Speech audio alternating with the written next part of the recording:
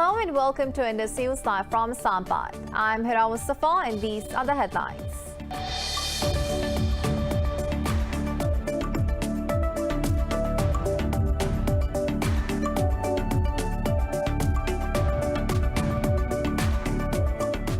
Pakistan and Saudi Arabia have renewed their pledge to enhance their cooperation in different fields. The reaffirmation to boost ties came during Prime Minister Imran Khan's meeting with the Saudi Crown Prince Mohammed bin Salman in Jeddah. The Prime Minister and the Crown Prince signed the agreement on establishment of the Saudi-Pakistan Supreme Coordination Council. Moreover, relevant ministers from both sides signed multiple pacts to enhance cooperation in energy, media, business exchange and other areas.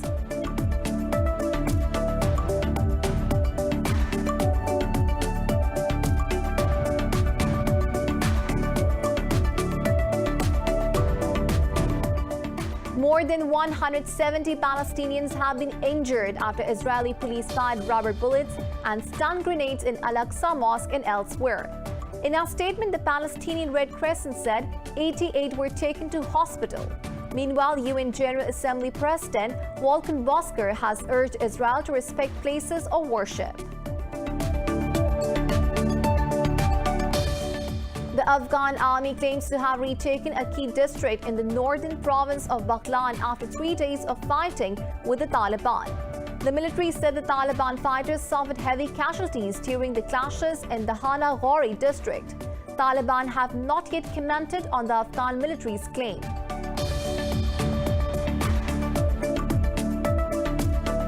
Iran says US has expressed readiness to lift a great part of sanctions on Tehran at the Vienna nuclear deal revival talks.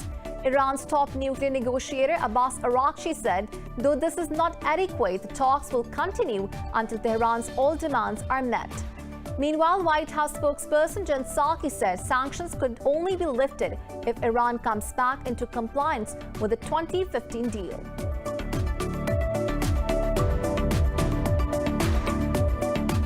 India has once again registered its record COVID-19 deaths as nearly 4,200 people lost their lives overnight. The country has also reported more than 400,000 cases for the third consecutive day. Meanwhile, Pakistan has logged 120 deaths and over 4,100 new cases in the past 24 hours. Globally, the virus has claimed more than 3.2 million lives and has infected over 156 million people.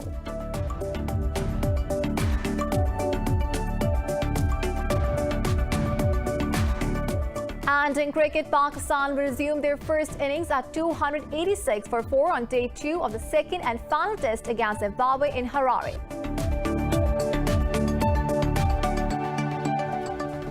Well, these were the headlines. News in detail coming after the short break. Stay with us.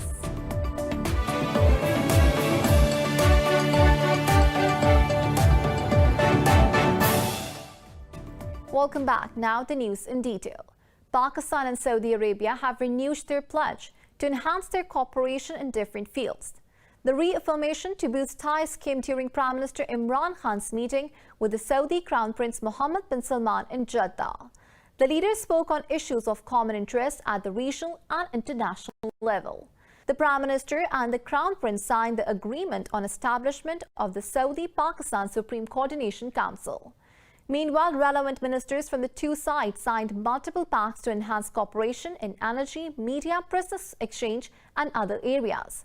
Prime Minister Khan, along with the high-level delegation, is on a 3-day visit to Saudi Arabia at the invitation of Mohammed bin Salman. More than 170 Palestinians have been injured after Israeli police fired rubber bullets and stun grenades in Al-Aqsa Mosque and elsewhere. In a statement, the Palestinian Red Crescent said 88 were taken to hospital. Meanwhile, UN General Assembly President Volkan Bozkır has urged Israel to respect places of worship. More in this report. Palestinians are attending nightly vigils to support the families facing eviction in Jerusalem's Sheikh Jarrah neighborhood. Last night, tens of thousands packed into Al-Aqsa Mosque on the final Friday of Ramadan. The clashes erupted when occupation forces clamped down on worshippers. The Red Crescent said one person lost an eye, 2 suffered serious head injuries, and 2 had their jaws broken. The forces are throwing bombs at the Muslim worshippers. They're doing all of this to empty Al-Aqsa Mosque, and they're doing all of this to enter settlers here on Sunday and Monday. Facebook, Instagram, and Twitter have censored, as well as deleted posts and hashtags related to the recent tensions. The US has called for de-escalation in annexed East Jerusalem. Several Arab countries, including Saudi Arabia, Egypt, and Kuwait, denounced the Israeli assault on worshippers. Israel's Supreme Court is set to hold a hearing on the Sheikh Jarrah evictions on Monday, the same date that Israel marks Jerusalem Day. Their plan is to occupy all of Jerusalem and turn it into a Jewish ethnic developing city that lacks an Arab presence. This allows them to occupy the Palestinian capital, and this allows them to get all the homes like they did in the Nakba in 1948. President Mahmoud Abbas has called on the UN Security Council to hold an emergency meeting to protect Palestinians. Meanwhile, Hamas has urged resistant forces in the Gaza Strip to mobilize to confront Israeli acts of aggression. Iran says the U.S. has expressed readiness to lift a great part of sanctions on Tehran at the Vienna nuclear deal revival talks. Iran's top nuclear negotiator Abbas Araghchi said, though this is not adequate, the talks will continue until Tehran's all demands are met. He added that Iran is quite serious about returning to its commitments under the deal. Noting progress in the 4th round of talks in Vienna, Araghchi said the U.S. and all sides are serious about reviving the deal. However, White House spokesperson Jen Psaki said sanctions could only be lifted if Iran comes back into compliance with the 2015 deal. India has once again registered its record COVID-19 deaths as nearly 4,200 people lost their lives overnight. The country has also reported more than 400,000 cases for the 3rd consecutive day. Globally, the virus has claimed more than 3.2 million lives and has infected over 156 million people. Details in the following report. As India's coronavirus catastrophe worsens, now the country's rural fragile healthcare system is being overwhelmed too. Rundown local hospitals and health centers are unable to cope with a crisis that they were never equipped for. Country's traders have converted school buses into Oxygen Express for COVID-19 patients. India's main opposition leader, Rahul Gandhi, has warned the uncontrollable wave would devastate not only India, but also the rest of the world. The new waves of the outbreak are fast engulfing a growing number of nations across South and Southeast Asia. The World Health Organization said the region reported a 19% increase in cases and a whopping 48% increase in deaths this week. And some countries now are at such a rate of infection that their health systems are back under severe pressure. We've seen the tragedy in India. We need to avoid that same tragedy occurring in other countries, and some other countries are heading in that direction. And we need to take action. We need to take the heat out. This pandemic is global, but this pandemic is acting very differently in different countries. The WHO also approved a COVID-19 vaccine from China's state-owned drug maker, Sinopharm, for emergency use. It said tens of millions of asylum seekers, refugees, and internally displaced people globally have been excluded from vaccination programs. This comes as many world powers voice their opposition against the U.S. proposal to waive the intellectual property rights for vaccines. France's Emmanuel Macron echoed the German government's concerns over Joe Biden's proposed suspensions of the rights. EU leaders are divided over supporting the patent waiver and will discuss the idea at the 2-day Porto summit. I think the important thing is to keep the target ahead of us. We need many more vaccines, even though Europe is producing to the world. I think 200 million doses are delivered to Europe, 180 million doses are delivered out of Europe. The need is still enormous, and I think that is what needs to be in focus.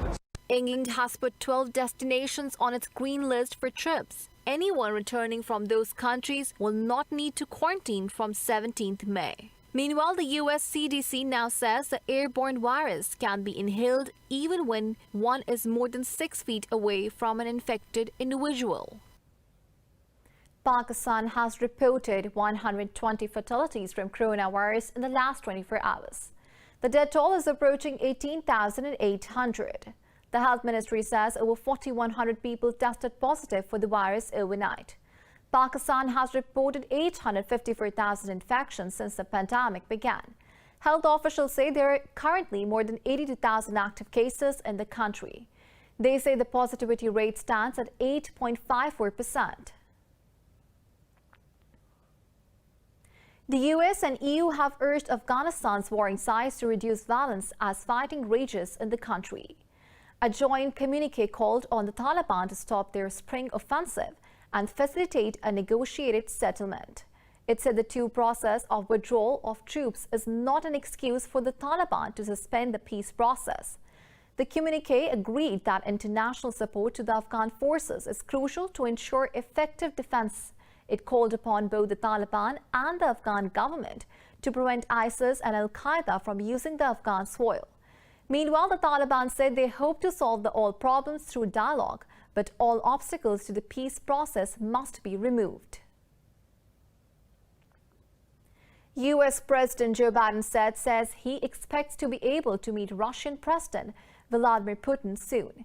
Biden told reporters he wants to meet Putin despite Russia's buildup of military forces near Ukraine. He said the time and place for their meeting were still being worked out. The White House says ongoing differences between the US and Russia will not need to be resolved in advance of a summit. Meanwhile, Russian state media quoted a Kremlin spokesperson as saying Moscow was studying the possibility of a meeting. Dmitry Peskov said Russia continues to analyze the situation. In Scotland, initial results of parliamentary elections show the Scottish National Party may fall short in maintaining an overall majority. The shortfall of Nicola Sturgeon's SNP may make it harder to demand a second referendum on independence. The latest results show the party currently has 39 seats, while Liberal Democrats and the Conservative Party have 4 each and Labour Party has 1. The SNP requires a majority of 65 seats to push forward the demand of an independence referendum. Sturgeon had promised to hold the referendum in 2023 in the case her party wins the majority in the elections. In 2014, just over 55% of Scots voted against independence from the UK. Belarus President Alexander Lukashenko has hit out at a criminal complaint filed against him in a German court. State media attributed these comments to Lukashenko 2 days before the country marks a sweet victory over Nazi Germany. Referring to Germany's Nazi past, Lukashenko said heirs of fascism are in no position to judge him. The president added that if he is on trial, then some other European leaders should be brought to justice too. He recalled the crackdown on Yellow Vest in France and the events around the US capital, among others. Earlier, 4 German lawyers accused Lukashenko of crimes against humanity during the anti-government protest. In Spain, elderly residents from a nursing home outside Madrid relished the fresh air and freedom of a guided tour around the city's zoo. This report has the details. Around 50 residents and staff from the Casavadi home were whisked through the zoo's leafy trails on a miniature train. These vaccinated visitors were introduced to some of the park's most charismatic inhabitants. The sight of Bingzing, the giant panda, particularly delighted them. This was their first organized excursion since the COVID-19 pandemic struck last spring. It's good to leave, to break the monotony of the nursing home, especially as we have been confined there for so long. It's nice to get outside, so I decided to go out and see the world. Birds were of interest too, as the elders enjoyed an introduction to cockatoo and macaw. I feel here as if I was in my village many years ago, in the middle of the nature, listening to the birds, which I haven't heard for a long time. So for me, it's a great day. I'm a bit tired, but it is compensated by the pleasure of seeing and hearing what is around us. Nearly 43,000 elderly people in Spanish nursing homes died of COVID-19 during the first wave of the pandemic. After such a devastating loss, Authorities prioritized the vaccination of people who work and live in care homes, achieving nearly total coverage by the end of February.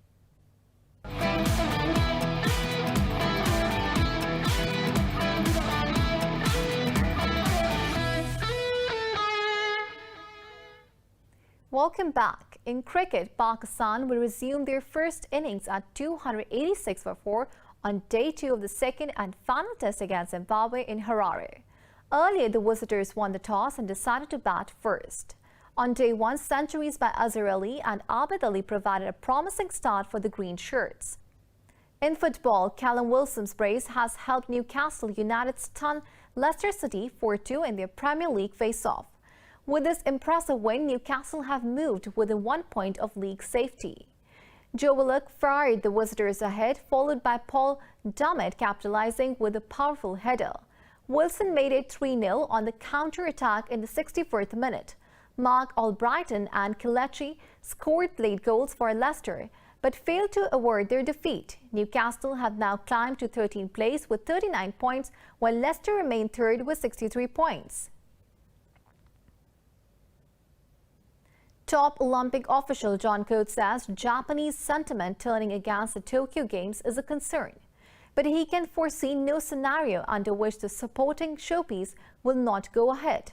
Speaking to reporters in Sydney, said the playbook of health requirements was a guide for a safe and successful event. Coates also hit out at the suggestion that the IOC was plowing ahead with the Games at all costs. There is growing opposition in Japan towards the Olympics proceeding due to the COVID-19 pandemic. More than 230,000 people have signed a petition calling for them to be cancelled. The trio of Real Madrid, Barcelona and Juventus face sanctions from the European football governing body. UEFA, this is because the three are still involved in the breakaway European Super League. The decision comes after UEFA reached an agreement with 9 other clubs initially involved in the league. In a statement, UEFA said 6 English clubs along with AC Milan, Inter Milan and Atletico Madrid have signed the agreement. It added that it will now start disciplinary proceedings against Juventus and Spain's Real and Barca. A breakaway Super League set up by the 12 was announced last month but fell apart after just 48 hours. The Super League argued it would increase revenue for the top football clubs in Europe.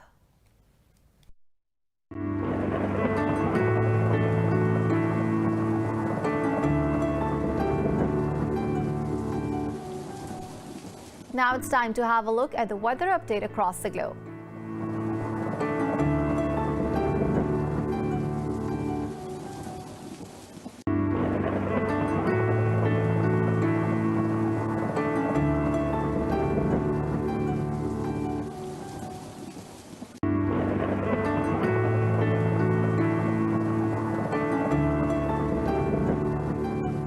For the latest updates, you can follow us on social media at indus.news.